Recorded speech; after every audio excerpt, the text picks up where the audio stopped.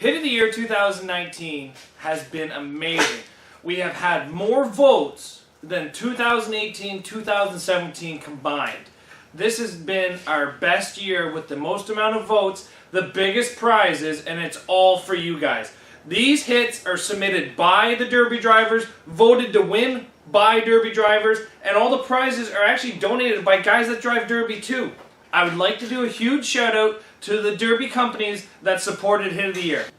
You have Jeffy's Fab Farm, you have BC Derby Supply, you have the Champs Doubles, you have Ontario Demolition Derby sponsoring a free entry, Mum's Motorsports sponsoring a free entry, and you got Zacks Workshop on there.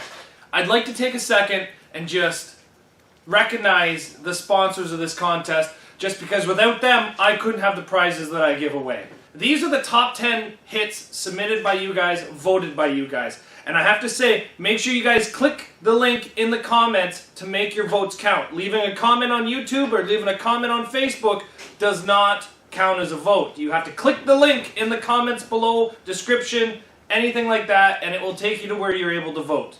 So thanks for watching. Enjoy the hits. Winners to be announced February 14th, 2020.